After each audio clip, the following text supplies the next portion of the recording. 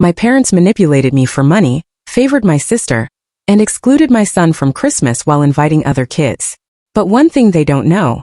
I never imagined I'd find myself a widow at 34.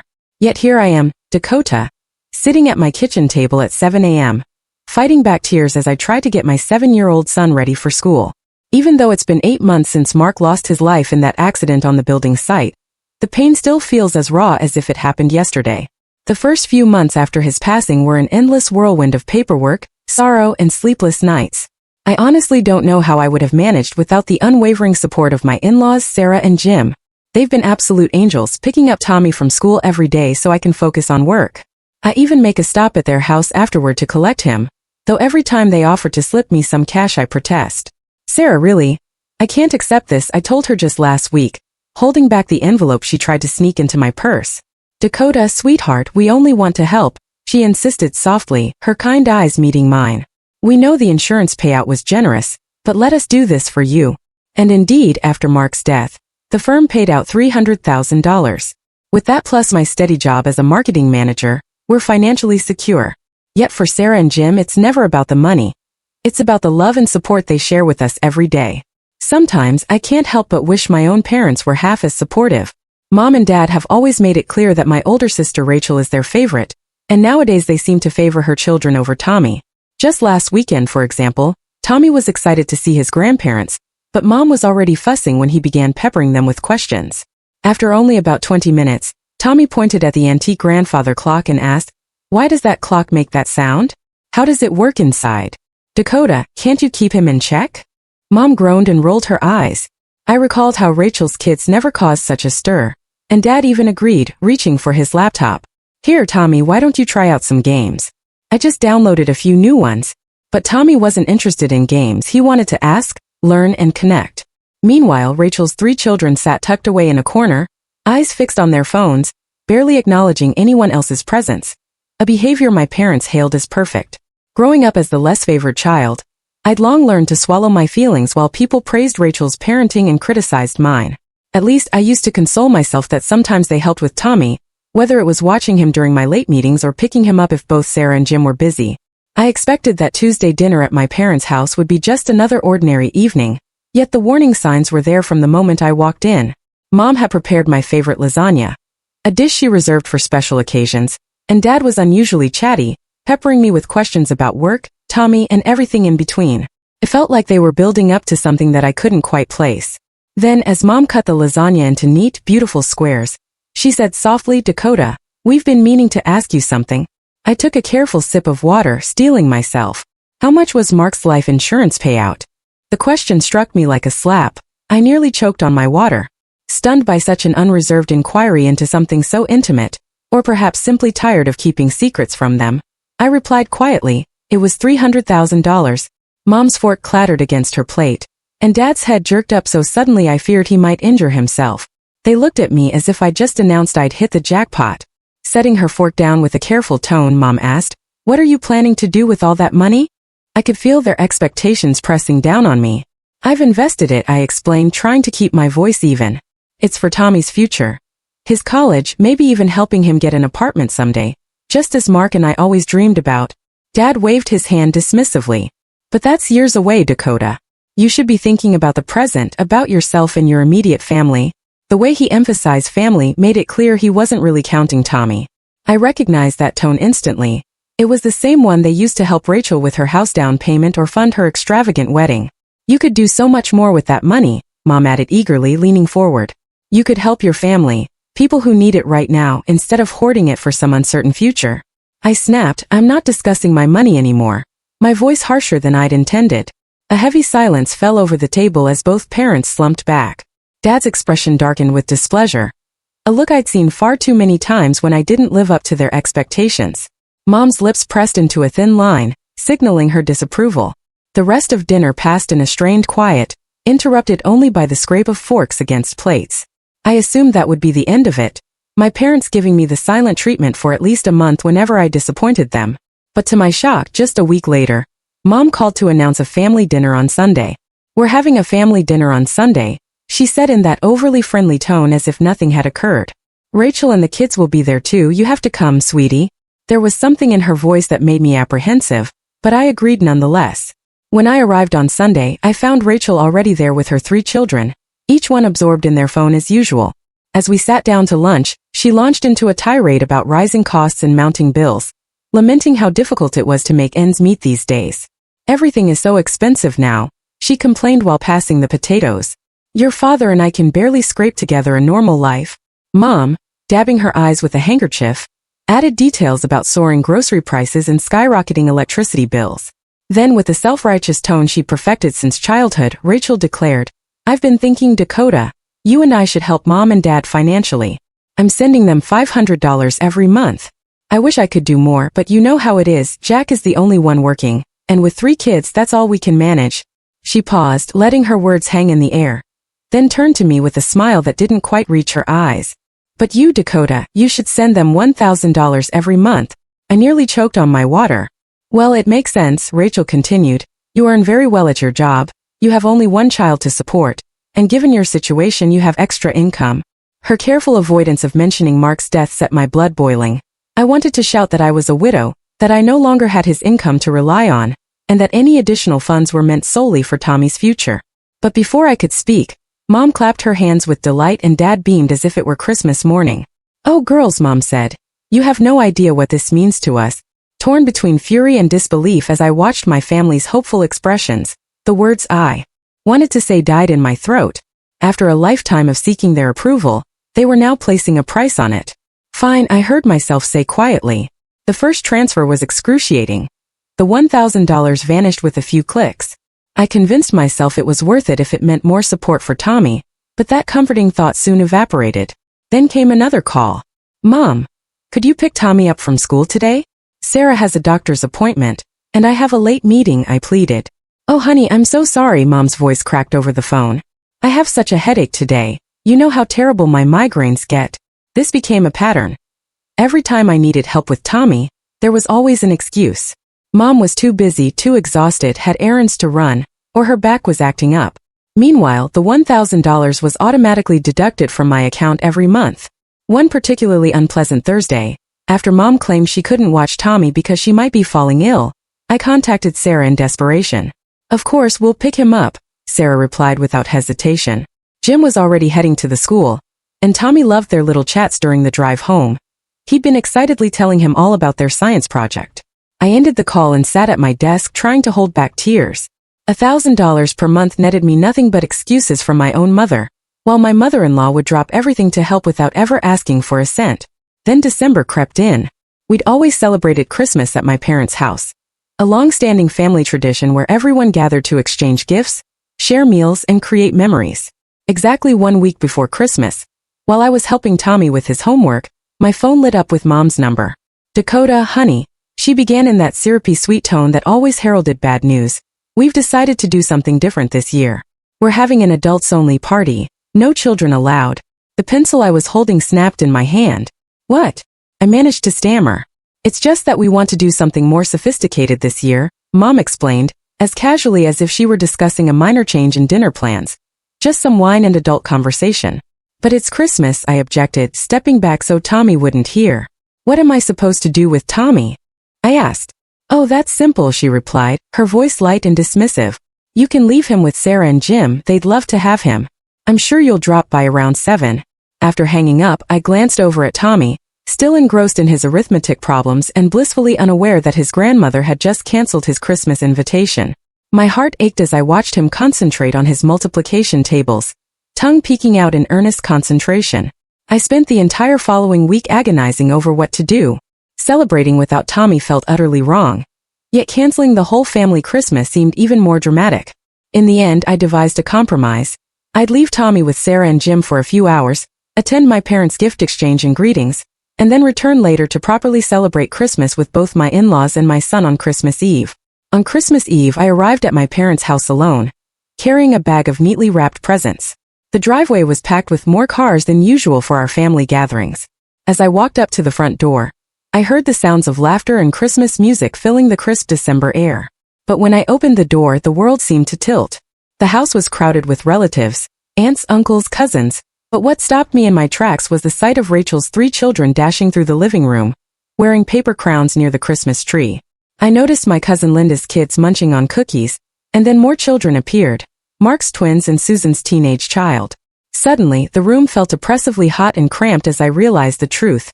This was not an adults-only party at all. My son, Tommy, was the only one missing from the celebration. I stood frozen in the doorway, the bag of presents hanging limply from my hand, unable to comprehend the scene before me. My aunt was the first to notice. "Dakota, sweetheart," she exclaimed as she rushed over to embrace me, then looked around expectantly. "Where's little Tommy? Don't tell me he's sick on Christmas Eve." Before I could reply, my cousin Peter jumped in. "Yeah, where's our favorite little scientist? Jake's been dying to show him his new chemistry set." More relatives swarmed around, each asking the same question. "Where is Tommy? Why did you come alone?" Every query felt like a knife twisting in my gut. I couldn't find the words to explain the absurdity of it all. Amidst the commotion, I spotted Mom in the kitchen, arranging cookies on a Christmas-themed tray as if everything were perfectly normal, as if she hadn't already excluded her own grandson from the event. "Excuse me," I murmured, moving past the concerned family members. Before I knew it, I found myself heading to the kitchen on autopilot, my anger building with every step. "Mom," I said in a low, controlled tone, "can we talk privately?" Sensing the gravity in my voice, she set down the platter. I guided her into the corridor, away from prying eyes and ears. "You told me this was supposed to be an adults-only party," I began, my voice steady but laced with hurt. "You specifically instructed me not to bring Tommy, so why are Rachel's kids here? Why are all the cousins' children present?" Mom adjusted her Christmas sweater and avoided looking me in the eye. "Well, that's different," she mumbled, nodding vaguely toward the living room. "Those children know how to behave at formal gatherings. They're well-mannered." I stared at her in disbelief. "Well-mannered? Tommy is one of the politest children I know. His teachers constantly praise his behavior, and Sarah and Jim always say, 'Oh, Tommy is such a delight.' Meanwhile, these other kids seem to know their place." Mom rolled her eyes. "Oh, Sarah and Jim do spoil him, but these other children deserve to be here even more." At that moment, a disturbance broke out in the dining area. Rachel's youngest, Kevin, had snatched a plate of deviled eggs and was flinging them at his sister. Eggs flew across the room, splattering on Emily's beautiful Christmas dress as she screamed. I raised an eyebrow at Mom. "Yes, I can clearly see their superior manners on display," I said sarcastically. Her expression tightened. "That's just children being children," she retorted. "But when Tommy asks questions about how things work, that's unacceptable behavior." "Don't be so dramatic, Dakota. Tommy is perfectly fine with Sarah and Jim," I declared, turning toward the door. "I'm leaving. I'm going back to my son." Mom merely shrugged, examining her manicured hands. "Fine, go ahead and make a scene if you must, but first put your gifts under the tree. We're opening them after dinner." Something inside me snapped. I stared at my mother's dismissive shrug before striding into the center of the living room. Without a second thought, I cleared my throat loudly. The festive music and lively chatter abruptly halted. Conversations ended mid-sentence as all eyes fixed on me. "Several of you have asked why I'm here alone tonight," I began, my voice stronger than I expected. "Why isn't Tommy here, celebrating Christmas with his family?" Rachel moved forward, but I raised my hand. "Please let me finish." I drew a steady breath and continued. "I'm here alone because a week ago, Mom called and told me this was an adults-only party. I was specifically instructed not to bring Tommy." An aunt's voice broke through the silence. "But all the children are here. We never knew there was a ban on kids." Uncle Steve, looking puzzled, added, "I don't understand. We didn't hear anything about barring children." Mom stepped forward, her cheeks flushing. "Dakota, this isn't the time." "Oh, I think it is exactly the time," I interjected, my voice rising slightly. "You see, there wasn't really a ban on children at all, there was a ban on one child. My child. My son, who apparently isn't good enough for this family's Christmas celebration." The room exploded into murmurs. I saw shocked expressions, disapproving glances directed at my parents, and bewildered looks on the children's faces as the adult drama unfolded. "But that isn't even the worst part," I added dryly with a bitter laugh. "While my son isn't welcome at Christmas, I'm apparently expected to send my parents $11,000 every month, and Rachel here sends them $500. At that, Rachel's husband, Jack, raised his head sharply. "Wait, $500? Rachel's face went pale as Jack turned to her. "You're sending your parents money every month when our account can barely cover the bills?" Her composure crumbled. Her cheeks flushed a deep scarlet as she glared at our parents and her husband. "I never actually sent any money," she protested weakly. The room fell silent as my parents explained that they'd asked me to claim I was sending $500 so that Dakota would agree to help them financially. If I thought I was contributing too much, I'd feel obligated. The ensuing hush was deafening as my relatives' expressions softened with the realization. My parents and sister had duped me into financially supporting them while completely ignoring my own child at family gatherings. Aunt Caroline's voice rang out sharply. You've scammed your own daughter out of thousands of dollars. You're nothing but con artists, using your daughter like an ATM while treating her kid like trash. That's low, even for you.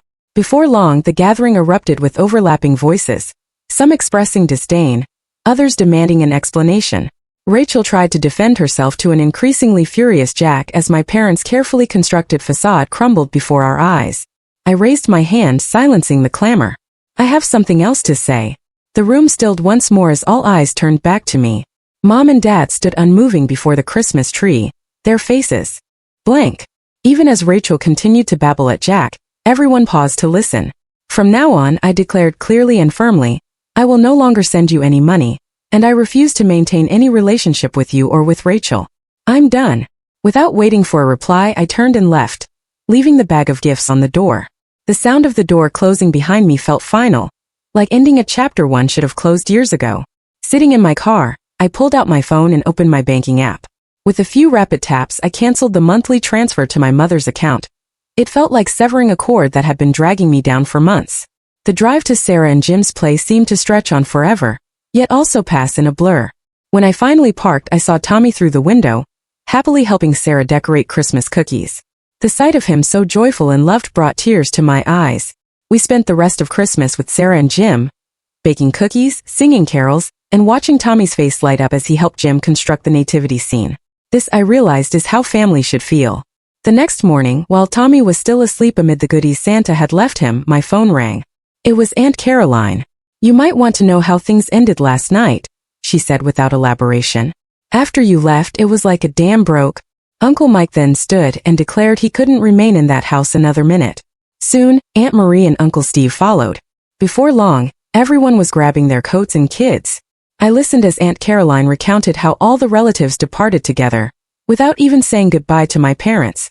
Some even made loud comments about deceptive behavior and family shame. I quietly asked Jack, so what happened with you? He answered softly, oh honey, he was livid. He gathered the kids right then, told Rachel he needed time to reconsider their marriage, and took the children to his parents' house for Christmas. Rachel was in tears. Your parents tried to do damage control, but it was too late, I overheard her say, taking a deep breath. I want you to know, Dakota, we're all on your side. What they did to you and Tommy is unforgivable. After the call ended, I sat on my bed trying to absorb everything. My phone buzzed with notifications. Texts from Mom, Dad, and Rachel all saying variations of, we're sorry we were wrong. Please talk to us, we can explain. I read each message once and then archived them without replying. The week between Christmas and New Year's passed in a calm haze. Tommy and I enjoyed quiet evenings with Sarah and Jim, playing board games, watching Christmas movies, and savoring the simple pleasure of being with people who genuinely cared about us. On New Year's Eve morning, the doorbell rang. Through the peephole, I saw Mom and Dad standing on my porch, clutching a large, carefully wrapped box. My heart pounded as I considered whether to open the door. Dakota, we know you're home, Mom said, her voice muffled by the door. Please, we just want to talk. After a brief hesitation, I opened the door but stayed firmly in the entryway, preventing them from coming inside. They looked smaller, less intimidating than they had a week earlier. We brought this for Tommy, Dad explained, extending the package. I examined the wrapping and noticed the logo of an upscale electronics store. He doesn't need it, I said firmly, making no effort to accept the gift. Please, Dakota, Mom stepped forward. We know we were wrong about the way we treated Tommy and the manipulation with the money. We're truly sorry, and we want you to understand that it isn't about the money you were sending us. We feel terrible about everything. I scrutinized their faces, searching for authenticity. Are you sorry because you recognize what you did was wrong? Or because everyone else knows and now refuses to speak to you? In that brief exchange of glances, I had my answer. Softly, I replied, I think you should leave. I don't believe you, and I no longer trust you. But we're family, Mom insisted, tears welling in her eyes. I shook my head. Family doesn't manipulate one another. Family doesn't exclude a child from Christmas. Family doesn't scheme or lie to get money. What you did, that isn't family. They ultimately left, still carrying the unwanted present and their apologies, as they walked to their car.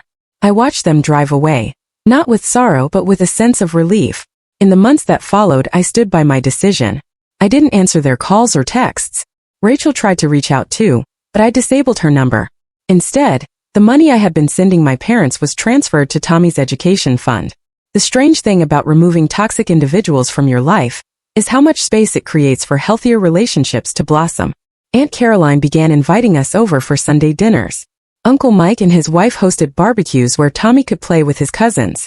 Everyone made an effort to include him, asking about his interests and encouraging his questions. One summer afternoon, Tommy asked Mom, "Why does Uncle Mike's pool smell funny?" "That's just the chlorine, buddy," Uncle Mike replied before I could jump in with an explanation of water treatment and chemicals. I watched as Tommy's curiosity turned into wonder. Under the care and devotion of family members who genuinely wanted to know him, not change him, Tommy began calling Sarah and Jim Grandma and Grandpa exclusively. They remained our steadfast foundation, our safe haven through every storm.